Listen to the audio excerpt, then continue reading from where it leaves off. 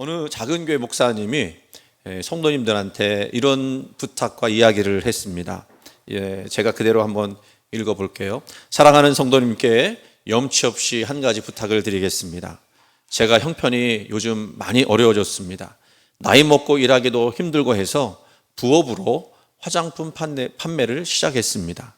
정말 좋은 물건을 아주 적은 마진으로 특별 판매하는 것이오니 외면하지 마시고 꼭 한 세트씩 사주시기를 바라겠습니다. 성도들은 이야기를 들으면서 목사님이 얼마나 힘들면 저럴까, 그래서 특별 부탁을 하시는가 보다 생각을 했는데, 그 다음 이야기를 들으면서 하는 소리와 함께 웃음이 절로 터져 나왔대요. 목사님이 이 화장품에 대해서 간략한 제품 설명을 합니다. 다음과 같습니다. 주름이 생긴 이마에는 상냥함이라는 크림을 사용해 보세요. 이 크림은 주름을 없애주고 기분까지 좋아지게 하니까요. 입술엔 침묵이라는 고운빛의 립스틱을 발라보세요. 립스틱은 험담하고 원망하는 입술을 예쁘게 바로잡아주는 효과도 있답니다.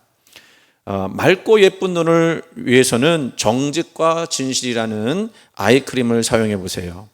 최선의 효과를 얻으려면 어디를 가든지 이 아이크림을 소지해야 한답니다. 피부를 곱게 하고 싶으시면 미소라는 로션을 바르고, 또 피부가 촉촉하고 부드러워지고 거울을 보고 미소 짓는 하루를 시작할 수 있을 것 같습니다. 가장 이상적인 피부 영양제 화장품은 성실입니다. 아주 좋은 피부 청결용 세안 비누는 미안이라고 하는 말입니다.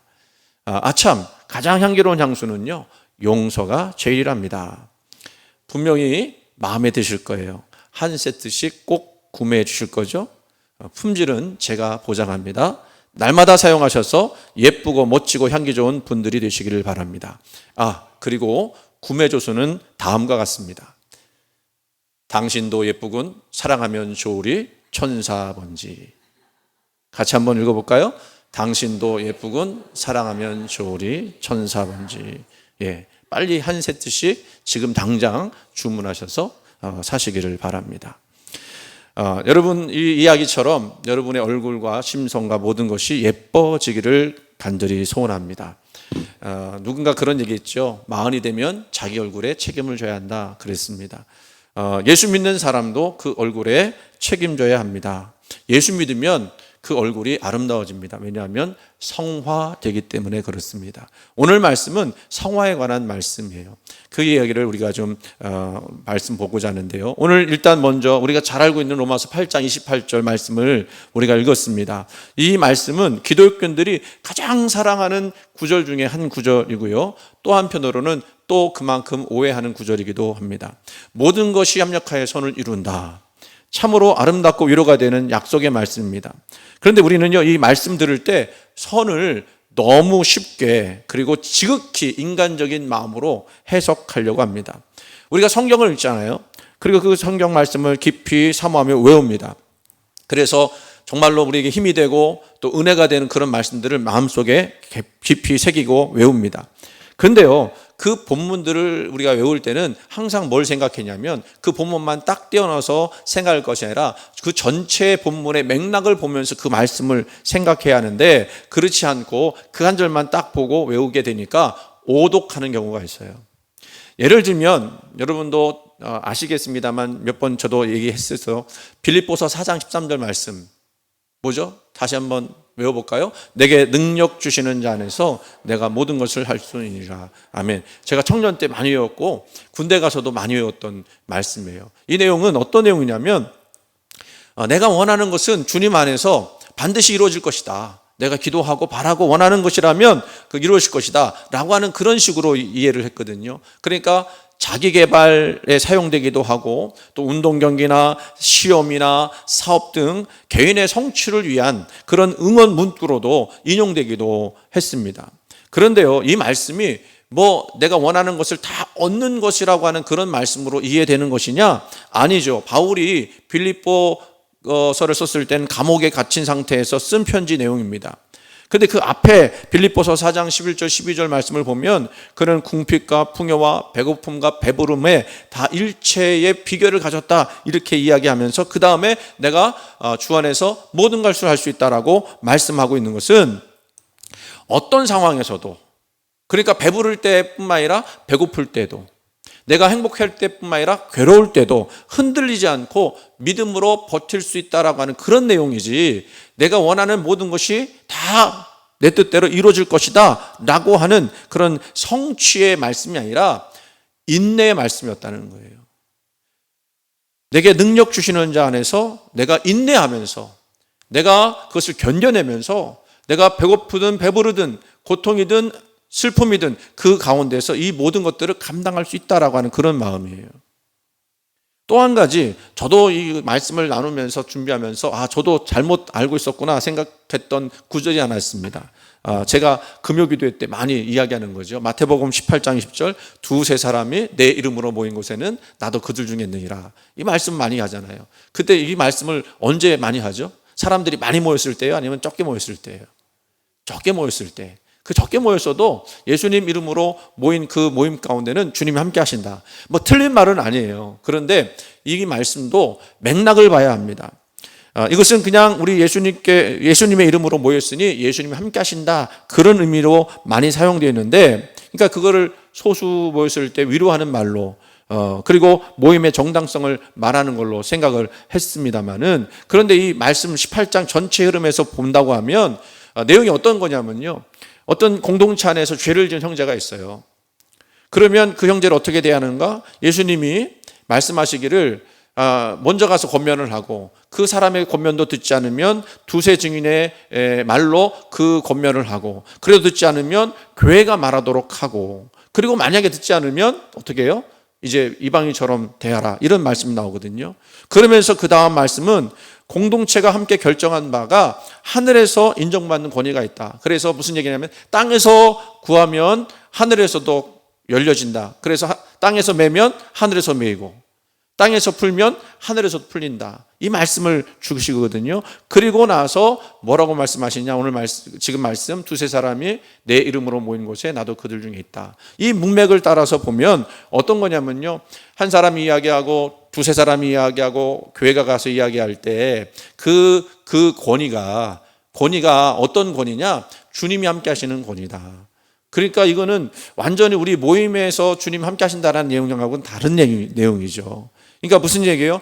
주님의 이름으로 공동체가 판단하고 또 그것을 위해서 회복 사역에 힘쓸 때에 하나님이 그 가운데 함께 하신다라고 하는 말씀이에요. 그러니까 이해가 되셨죠? 물론 아까 얘기했던 두세 사람이 내 이름으로 모인 곳에 나도 그들 중에 있다라고 하는 그 공동체의 모임, 그거를 축복하는 말로도 사용할 수는 있어요. 하지만 원래 문맥은 우리가 같이 결정하고 그리고 믿음으로 결정했을 때 우리 주님 함께 하신다라고 하는 그런 의미로 받아들여야 한다는 겁니다. 하나 이야기했으니까 하나만 더 이야기하면 이건 정말로 많이 잘못하는 건데요. 욥기 8장 7절 말씀입니다. 뭔지 아십니까? 벌써 나왔네요. 내 시작은 미약하였으나 내 나중은 심히 창대하리라. 이걸 액자로 만들어서 뭐 사업체 또 어떤 방에 이렇게 하면서 나는 아직은 미약하지만 하나님이 나를 창대하게 하실 것이다, 이렇게 생각을 하고 외우는 말씀 중에 있습니다. 근데 이 말씀은요, 누가 한 말씀이냐면 욥이 한 말씀이면 맞겠지만 빌닷이라고 하는 욥의 친구가 욥을 책망하는 가운데 쓴 말이에요. 그러니까 책망하면서 썼다라고 하는 얘기는 저 의미가 우리가 이해하는 그런 의미가 아니라는 뜻이겠죠. 어떻게 보면 비아냥거리는 이야기일 수도 있어요.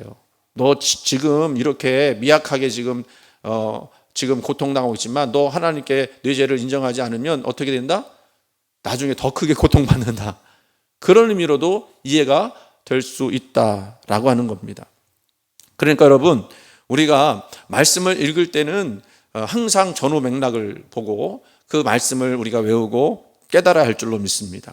자, 그런데 오늘 이 말씀을 왜 했느냐면 오늘 우리가 읽었던 그 28절, 로마서 8장 28절, 하나님이 사랑하는 자 곧 그의 뜻대로 부르심을 입은 자들에게는 모든 것이 합력하여 선을 이루느니라 라고 했을 때 그 선이 뭐냐라고 하는 거예요. 우리가 이 선이라고 하는 것을 생각할 때는 우리 편한 대로 생각하죠. 우리가 기대하는 선은 뭐죠? 기대하는 선, 편안함과 물질적인 성공이나 고난의 즉각적인 소멸 같은 거. 그래서 하나님이 나로 하여금 이 고난에서 빨리 해방시켜 주시는 그런 선을 생각을 합니다. 그래서 신앙생활을 열심히 하면, 또 주님께 기도하면 하나님이 우리의 삶의 모든 문제를 마법처럼 해결해 주시고, 병도 낫게 해 주시고, 사업도 번창하게 해 주시는 일종의 보험 증서처럼 그렇게 이 구절을 이해하곤 합니다. 문제는요, 우리가 기대했던 그 선이 이 말씀을 열심히 외웠는데도 불구하고 이루어지지 않을 때 발생하죠. 분명히 나는 믿음으로 기도했고 믿음으로 산다고 했는데 왜 하나님 내가 원하는 그 선을 이루어주지 않습니까? 열심히 기도했지만, 그리고 사업이 망했을 때나 또 믿음으로 열심히 버텼을 때, 또 사랑하는 가족을 잃었을 때, 또 억울한 누명을 벗지 못했을 때 우리는 심각한 신앙의 위기를 경험하죠. 아니, 하나님 사랑하는 자들에게는 모든 것이 합력하여 선을 이룬다며요. 도대체 이 고통 속에서 선은 어디에 있습니까? 라고 질문합니다. 그래서 여러분, 우리가 그냥 이 말씀 좋을 대로만 해석을 할 때는요, 그 삶의 오해를 풀지 못하게 되고요, 그리고 우리가 지금 당하는 그 고난은요, 의미 없는 낭비가 되어지는 거예요. 그래서 신앙은 무너질 수밖에 없는 거죠. 많은 분들이 교회에 오면 이런 말씀을 외우면서 자기가 생각하는 선, 자기가 생각하는 복을 자꾸 구하다가 자기가 원하는 대로 되지 않을 때 뭐 하나님 믿어도 소용없네? 그러고선 떠나버리는 거예요. 그런데 여러분, 이 28절을 우리가 이해하기 위해서, 그 선을 정의하기 위해서는요, 29절을 읽어봐야 하는 겁니다. 29절은 하나님의 비밀을 발견함으로써 인간적인 기준을 뛰어넘는 하나님의 진짜 목적이 뭔지를 깨닫게 되는 겁니다. 말씀드린 대로 그 28절은 그 구절 한 구절만 볼 때 너무 은혜로운 구절이라서 우리가 그 말씀에만 집중하는 경향이 있죠. 그런데 말씀드린 대로 29절까지 생각을 해야 그 의미를 알 수 있다는 거예요. 선이 무엇인지 그것을 29절이 명확하게 정의하고 있기 때문에 그렇습니다. 29절을 한번 읽어볼까요? 하나님이 미리 아신 자들을 또한 그 아들의 형상을 본받게 하기 위하여 미리 정하셨으니 이는 그로 많은 형제 중에서 맏아들이 되게 하려 하심이니라. 아멘. 여기서 이게 당하는 이 고난과 역경을 허용하신 하나님의 궁극적인 그 목적이 뭐냐? 우리가 로마서 8장 28절에서 오해했던 인간적인 선이 아니라, 즉 하나님이 우리 인생 가운데 모든 것이 합력하여 선을 이루시는 것은, 그 궁극적인 그 선은 뭐라고 말씀드릴 수 있느냐면 그 아들 예수 그리스도의 형상을 본받는 것이라고 이야기할 수 있어요. 뭐라고요? 그 아들 예수 그리스도의 형상을 본받는 것, 그것을 위해서 하나님이 선을 이루신다는 것입니다. 이 그리스도의 형상을 본받는다라고 하는 것은요, 성화라고 하는 거예요. 거룩하게 되어지는 거예요. 그러니까 하나님께서 우리에게 원하시는 선은 성화예요, 성화. 하나님 앞에서 아름다워지는 거.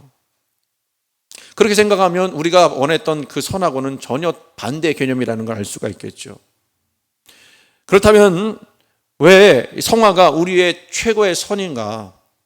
왜 우리 일시적인 행복이나 성공보다도 훨씬 더 이 성화가 중요한 것인가 살펴봐야 합니다. 성화는요, 이렇게 생각하면 좋을 것 같아요. 하나님이 원래 우리에게 주셨던, 아담과 하와 때 주셨던 그 아름다움을 회복하는 것이라고 이해해야 합니다. 즉 하나님이 우리 인생에 디자인하신 그 아름다운 모습들이 회복되어져 가는 거예요. 우리가 늘 고백하듯이 아담과 하와의 죄로 말미암아 우리의 형상을 잃어버렸습니다. 그래서 구원이라고 하는 것은 그 형상을 회복하는 시작이지만, 성화라고 하는 것은 그 형상을 온전히 완성해 나가는 과정인 거예요. 그 구원과 성화가 모두 다 이루어질 때 그게 진정한 구원이라고 말씀드릴 수 있는 거죠. 그래서 그리스도의 형상을 담는다는 것은 다른 것이 아니라 원래 디자인으로 돌아가는 것, 하나님이 창조하신 그 목적대로 돌아가는 것이라고 말씀드릴 수 있어요. 두 번째는 뭐냐면요, 이 성화가 왜 중요하냐, 우리가 잘 먹고 잘 사는 것보다 왜 중요하냐, 하나님이 우리에게 예비하신 영혼에 합당한 그런 삶을, 영적인 삶을 만들고 준비하는 과정이기 때문에 그래요. 여러분, 예수님을 믿는다고 하고 구원받았다고 하면서 내가 하고 싶은 대로 막 산다고 하면 그 사람은 영원한 하나님 나라에 합당한 인생이라고 할 수 있겠습니까? 우리가 잠시 이 땅에만 살다가 사라질 존재로 하나님 우리를 구원하신 것이 아니거든요. 이 땅에서 잘 준비되어서 영원한 삶을 살아가도록 우리가 그렇게 준비되도록 역사하시는 것이 하나님의 선이라고 말씀드릴 수 있는 것입니다. 여러분, 만약에 여러분이 단지 이 땅에서만 잘 먹고 잘 사는 것만 생각한다면 여러분은 예수 잘못 믿는 거예요. 우리는 이 땅에서가 아니라 저 하늘나라에서 우리를 위하여 예배하신 영광을 바라보며 이 땅의 고난도, 이 땅의 어려움도 극복해 나가는 삶이 바로 우리의 삶이라고 하는 것입니다. 이 영광스러운 목적에 합당하도록 우리 주님은 모든 것이 합력하여 선을 이루도록 우리의 성품과 인격을 예수님처럼 빚어나가시는 과정이라고 말씀드릴 수 있어요. 고난을 통해 비록 고난이지만 고난을 통해 우리 이기심이 깎여나가고 용서와 사랑의 성품이 채워지는 것, 이게 하나님께서 모든 것을 합력하여 선을 이루는 그런 과정이라고 말씀드릴 수 있는 것입니다. 물론 우리의 실패는 우리가 실패했잖아요. 우리가 어떤 고난을 당하잖아요. 우리 어려움 당하잖아요. 근데 그게 즉시적으로 회복될 수 있는 것이 아닐 수도 있습니다. 그러나 하나님은 이 모든 것 속에서 합력하여 선을 이루시면서 그 성령의 역사 속에서 우리의 인격과 성품을 예수님 닮도록 빚어가는 그 과정, 그 선한 과정을 지금도 이루어 나가고 계시다는 거예요. 그래서 여러분, 우리가 이런 이야기를 할 때 제일 첫 번째로 모델로 삼을 수 있는 사람이 바로 구약 성경의 요셉입니다. 요셉의 그 13년 동안 노예 생활했던 그 과정을 한번 생각해 보세요. 그 요셉에 일어난 일들, 형들에게 미움받고 그리고 죽임당할 뻔하다가 그래서 팔려간 그 과정들은 요셉에게 있어서는 우리가 생각하는 그런 선한 일은 절대로 아니었을 겁니다. 형들의 질투, 구덩이에 던져지고 노예로 팔려가는, 감옥에 갇히는, 우리가 생각하는 선은요, 이런 거지 않습니까? 고통 없이 출세했으면 좋겠다, 고통 없이 잘 됐으면 좋겠다, 이런 생각 아닙니까? 하지만 하나님은요, 정반대로 일하셨어요. 그 13년의 과정은 우리가 성경을 그냥 읽으니까, 그냥 글자로 읽으니까 잘 이해할 수 없겠지만, 그러나 그것을 당하는 요셉에게 있어서는 처절한 고난이었을 겁니다. 피눈물 나는 그런 시간들이었을 거예요. 그런데 그 시간 동안 하나님은 어떻게 하셨어요? 합력하여 선을 이루심으로써 요셉을 성화의 훈련 과정으로 이끄셨다라는 사실입니다. 만약에 요셉이요, 노예 시절 가운데 겸손을 배우지 못하고 그리고 감옥에서 인내와 용서를 배우지 못했다면 그는 총리가 된 이후에도 교만과 복수심에 사로잡혀서 애굽을 제대로 통치하지 못했을 겁니다. 그런데 그 고난을 통과한 요셉, 어떻게 변했습니까? 처음에는 형들을 막 고자질했던 그 교만했던 소년이 애굽을 다스리는 지도자로 바뀌었어요. 억울함 속에서 인내와 신뢰를 배우면서 하나님만을 의지하고 형제를 용서하는 성품을 갖게 되었습니다. 그러니까 한마디로 말하면 하나님이 큰 그릇 되게 만드셨어요. 결국 요셉은 형들 앞에서 뭐라고 고백합니까? 당신들은 나를 해하려 하였으나 하나님은 그것을 선으로 바꾸사 오늘과 같이 많은 백성의 생명을 구원하게 하려 하셨나니. 아멘. 믿으십니까?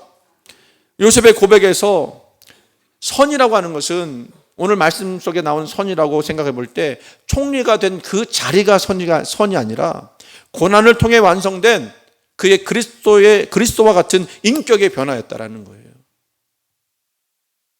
성도 여러분, 로마서 8장 28절에서 말씀하시는 그 선은요, 하나님과 우리의 관계가 회복되어지고 그래서 우리가 그리스도의 성품을 닮아가는 영원한 여정인 것을 여러분 믿으시기를 바랍니다. 그래서 이 28절에 합력하여 선을 이루는 것은 29절에 성화, 그리스도의 형상을 본받게 하기 위해서 이루신 것이라는 사실을 꼭 기억하시기 바랍니다. 그런데 여러분, 이 성화는요, 어떻게 하면 이룰 수 있겠습니까? 우리가 노력하면 되어지겠습니까? 아닙니다. 성화는요, 우리의 노력으로 우리가 시도하는 옵션이 아닙니다. 그것은요, 하나님이 주권적으로 우리 가운데 계획하신 겁니다. 그래서 내가 그리스도 안에 있기로 작정한다면 하나님이 모든 것이 합력하여 선을 이루시면서 우리를 그 성화의 과정으로 이끄신다라는 거예요. 그러면 말씀 29절 말씀 보면 뭐라고 했습니까? 하나님이 미리 하신 자들을 또한 그 아들의 형상을 본받기 위하여 미리 정하셨으니 라고 이야기합니다. 이거는 이 구원받았다고 하는 거는요, 우연히 일어난 일이 아니에요. 여러분이 예수 그리스도를 믿고 이 자리에 앉아 계셨다라고 하는 거, 정말로 예수님 여러분들을 부르셨고 구원하셨다는 그 상황을 가만히 생각해 보면 그게 우연하게 되어진 일이 아니라 하나님이 정교하게 우리 삶을 계획하셔서 이 자리에 오게 하셨다라는 사실을 고백하게 될 줄로 믿습니다. 그게 우연이 아니라는 거예요. 그렇기 때문에 우연이 아닌 하나님의 섭리 가운데 하나님은 우리를 어떻게 인도하시느냐? 그리스도를 닮아가는 여정으로 두신다는 거죠. 그것 또한 우연이 아니라는 겁니다. 고난을 당했을 때 우연히 당한 것이 아니라 하나님의 섬세하신 손길 가운데 있다라는 거예요. 좀 더 확장해서 보면 창세전부터 미리 계획하신 그 계획 가운데 그 디자인 속에 있다라는 거죠. 그래서 여러분, 성화는요, 하나님의 계획하신 겁니다.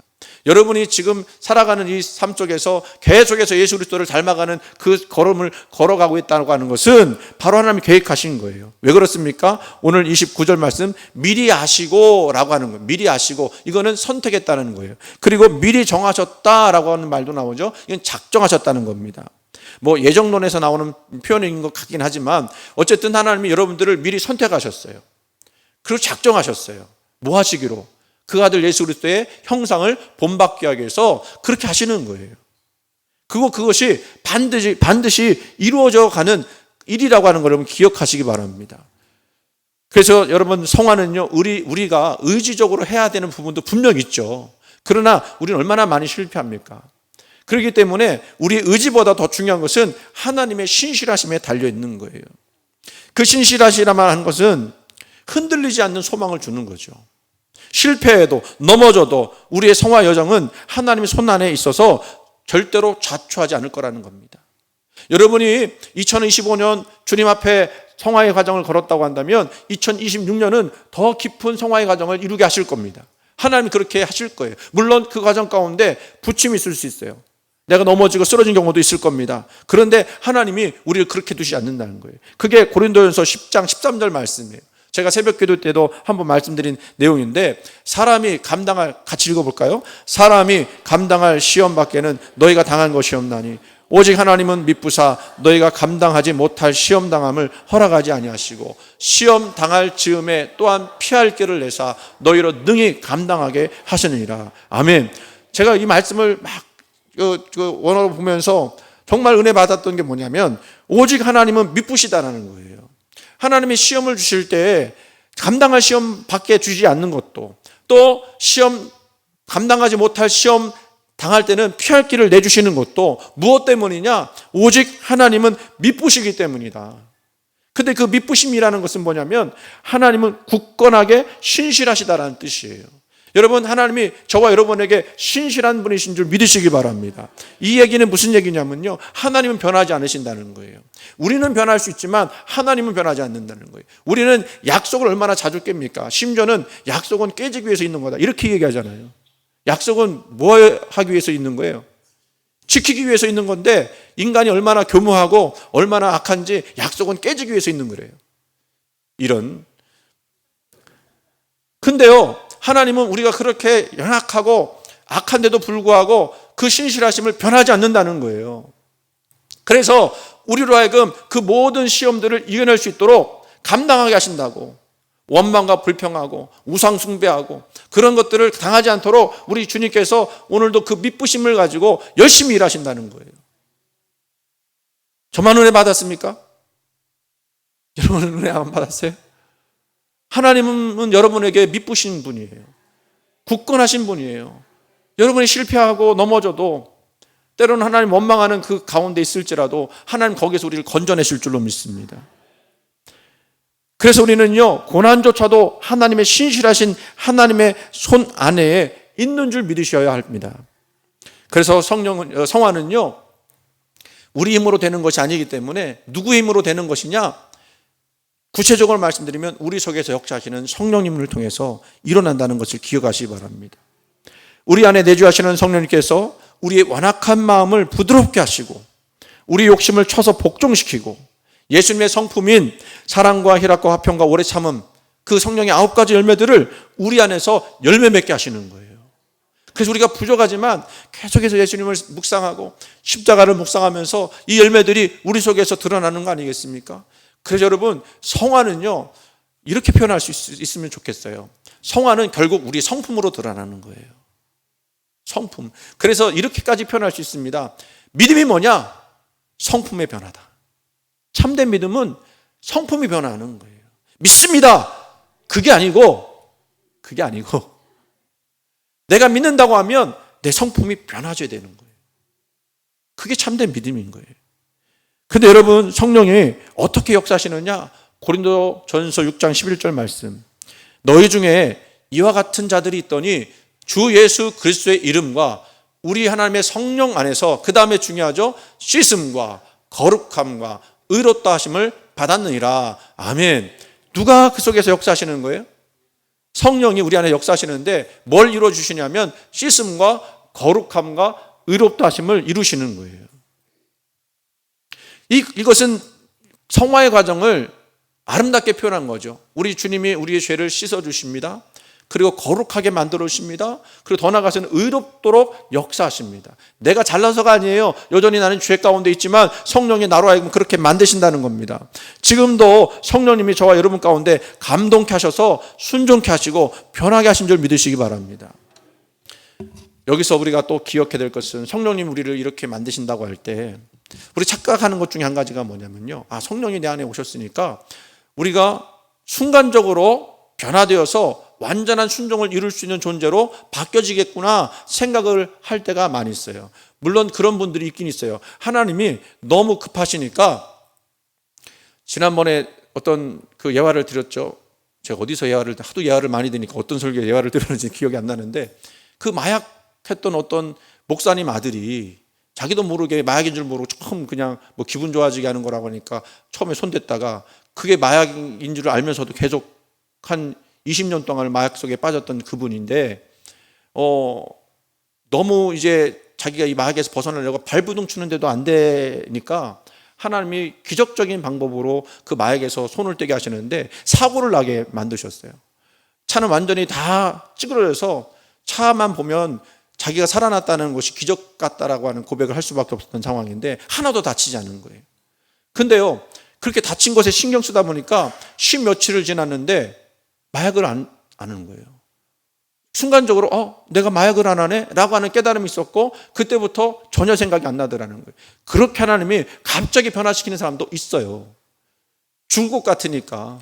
그런데요, 보통은요, 그런 완전한 변화, 순간적인 변화보다는 지속적인 순종이 필요하다는 겁니다. 우리는 보세요, 매일 죄와 싸우다가 넘어집니다. 맞습니까? 또 안 그런 척 하시죠. 저만 그런 거. 하지만 성화라는 것은 뭡니까? 넘어진 그 자리에서 절망하게 만드는 것이 아니라 성령의 힘을 다시 의지하여 일어나는 믿음의 여정인 거예요. 그러니까 여러분, 우리가 한 번에 다 좋아진다고 착각하면 안 돼요. 조금씩 더 좋아진다. 성령이 우리로 하여금 지속적으로 순종케 하시면서 성화를 이뤄나가도록 역사하시는 거예요. 그래서 답답할 때가 있죠. 누가 제일 답답할까요? 목회자가 제일 답답하죠. 성도들이 안 변하는 것처럼 보일 때가 많으니까 눈에 잘 보이지도 않잖아요. 그런데 제가 감사한 것은, 저만의 생각인지 모르지만 제가 부임할 때보다도 지금 여러분들이 지금 더 많이 은혜로워졌다는 것을 저는 믿습니다. 예, 아멘 안 하시는 분은 뭐. 이게 뭐냐면 제가 한 일이 아니라 여러분도 사모하고 저도 사모하니까 변화되어지는 과정이라고 말씀드렸어요. 우리 그 성화의 과정을 잘 이해할 수 있는 그런 비등한 예라고 할까요? 어떤 조각가를 하나님이라 생각해 보면 그 큰 돌을 가지고 조각을 하지 않습니까? 근데 그 최종 결과물을 바라보고 그 조각을 할 텐데, 그 최종 결과물을 그리스도의 형상을 닮은 우리의 모습이라고 생각하는 거예요. 그럼 돌덩이는 누구냐면 우리 자신이죠. 그래서 이 조각가가 망치라고 하는 고난과 역경, 정이라고 하는 말씀과 훈계를 가지고 계속해서 돌을 찝는 거예요. 그러면 어떻게 됩니까? 그 돌은 물론 예하니까 아프다고 소리를 지를 것입니다. 그렇지만 조각가는요, 그 아프다는 소리 전혀 신경 쓰지 않습니다. 무심한 듯 보면서 계속해서 아픈 그곳을 때려요. 근데 아프게 하려는 것이 아니라 그 돌 안에 숨겨진 아름다움을 드러내기 위해서, 그래서 정확하게 어디를 찌어야 될지, 어떤 부분을 깨트려내야 될지를 조각가가 계속해서 찢는 거예요. 자, 하나님이 여러분들의 그 아름다운 모습을 드러내기 위해서 지금도 망치와 정으로 고난과 역경 그리고 말씀과 훈계로 여러분들의 삶을 찍어내고 있는지도 모르겠습니다. 그러면 그 고난은 우연일까요? 아니면 정하신 걸까요? 정하신 거예요. 그래서 여러분의 거친 모서리를 다듬고 불필요한 부분을 깎아내셔서 가장 아름다운 예수 그리스도의 형상을 빚고 계신 줄 믿으시기 바랍니다. 여러분, 그렇기 때문에 우리가 당하는 고난은, 내가 고난 당할 때는 저도 마찬가지예요. 이 고난은 정말 쓸데없는 것 같고 나한테 오지 않았으면 좋겠고 빨리 떠나갔으면 좋겠다라는 생각을 많이 하지만, 그러나 하나님 안에서 이 고난마저도 합력하여 손을 이루는 그 선한 과정이라고 하는 것, 그래서 이 고난은요 낭비가 아니에요. 고난은 그리스도를 닮게 하는 성화의 도구였던 것입니다. 그래서 합력하여 손을 이룬다라고 하는 것은 그 아들 예수 그리스도의 형상을 닮아가게 하는 선인 것을 깨달아야 할 줄로 믿습니다.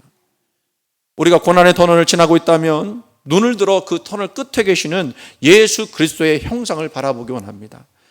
이 고난 때문에 나는 더 겸손해질 것입니다. 이 역경 때문에 나는 더 기도하게 될 것입니다. 이 실패 때문에 나는 주님을 더 깊이 의지하게 될 것입니다. 결국 이 모든 것을 통해서 나는 주님을 더 닮게 될 것입니다. 마지막 예화를 하나 말씀드리고 설교를 마치려고 해요. 여러분, 불의 전차라고 하는 아주 오래된 영화입니다. 그런데 지금도 그 주제곡, 그 시그널과 같은 그 음악은 요즘도 많이 나오는데 뭐 그것까지는 소개할 수가 없고요. 이분이 누구냐면, 그 주인공이 누구냐면 스코틀랜드, 뭐 넓게 보면 영국이라고 볼 수 있는데 육상 선수 에릭 리들이라고 하는 사람입니다. 이분 때문에 유명하게 된 말이 있죠. 나는 주일에는 뛰지 않습니다. 그 내용이에요. 자기가 뛰어야 될 그 올림픽에서 뛰어야 될 그 시합이 있었는데 안 뛴 거예요. 포기한 거예요. 막 사람들이 막 욕을 했죠. 왜냐하면 200m가 주력 경기였는데, 근데 주일에 안 뛰고 다른 시합에 나가겠다고 해서 그 주력 경기가 아닌 400m에 나갔다가 거기서 금메달을 땄어요. 하나님께 영광을 돌리는 거죠. 근데 이분이 불의 전차에는요 그런 내용이 나오지만 그 뒤에 얘기가 안 나와요. 이분이 그 올림픽 선수까지 한 분이요 중국 선교사로 가요. 그런데 2차 대전 사이에 일본군한테 포로로 잡혀갑니다. 최악의 상황과 열악한 수용소에서 사람들이 분노하고 좌절을 할 때 이분만큼은 예수 그리스도의 사랑을 전하는 희생적인 삶을 살았대요. 얼마나 그것이 아름다워 보였는지 나중에 살아난 그 수용소의 같은 동료들이 증언하기를 뭐라고 증언했느냐면, 이분은, 이 에릭 리들은 자기가 굶주리면서도 자기가 아프면서도 다른 이들을 먼저 생각하는 사람이었다라고 그렇게 고백했어요. 그리고 죽기 얼마 전에 영국과 일본이 협상을 체결해서 포로 교환을 했대요. 그 대상이 되었어요. 대상이 되어서 포로 교환을 할 수가 있었는데 이분이 나 포로 교환하지 않겠습니다. 대신 이 임산부가 있는데 이분을 대신 포로 교환해 주세요 해서 자기는 그 자리에 남았다는 거예요. 1945년에 이분이 뇌종양을 이제 앓게 됐는데 제대로 치료받지 못한 거예요. 그러니까 해방되기 얼마 전에 치료받지 못하고 결국은 거기서 죽음을 당하게 된 거죠. 리들이 죽은 다음 날 점호를 해야 하니까 이 리들이 죽었으니까 나오지 못할 거 아니에요. 리들이 죽었다고 하는 것을 확인한 일본군 일본 경비가 이렇게 얘기했대요. 리들은 참으로 예수 믿는 사람이었는데 안타깝다. 일본 사람이 예수님을 잘 알았을까요? 리들은 그 일본어를 전혀 못했고 또 일본 경비도 영어를 전혀 못 알아듣는 상황이었어요. 그러니까 서로 말할 기회도 없었다는 거예요. 그냥 만날 수 있던 순간은 하루에 2차례 아침과 저녁에 점호 시간뿐이었는데도 불구하고 이들이 그리스도인이라는 것을 어떻게 알았을까? 그리고 그에게서 그리스도의 향기가 나타나는 것을 어떻게 알았을까? 바로 수용소 안에서 그리들의 희생적인 삶을 통해서 그리스도의 모습을 보았던 것입니다. 진정한 그리스도인들은요, 그래요, 고난 속에서도 예수 그리스도를 닮아가려고 힘쓰고 애쓰는 사람이에요. 그 고난의 고통의 무게에 집중하는 것이 아니라 그 고통을 통해서 우리 안에서 이루어지고 있는 하나님의 선한 역사, 나를 다듬어 주시고 또 위대하게 하시는 그 아름다움을 드러내기 위해서 지금도 일하시는 하나님의 역사에 집중하는 겁니다. 여러분 안에 어떤 고난과 아픔이 있으시다면 고난에 집중하지 마시고 하나님이 여러분들을 아름답게 하신다고 하는 그 손길에 집중해 보셨으면 좋겠어요. 물론 쉽지 않습니다. 쉽지 않다는 걸 알기 때문에 도전이에요. 여러분 도전합시다. 지금 이 자리에서 잠시 눈을 감고 기도합니다. 눈 감으세요. 주님, 이 고난이 무엇이든 제 뜻대로가 아닌 주님의 뜻대로 이 모든 것이 합력하여 저의 삶 속에서 그리스도의 형상을 이루어가게 하여 주옵소서. 예수님 이름으로 기도합니다. 오늘 이 믿음의 고백과 함께 하나님의 주권적인 성화 여정을 기쁨으로 걸어가는 그 복된 성도들 다 되기를 주님의 이름으로 축원을 드립니다.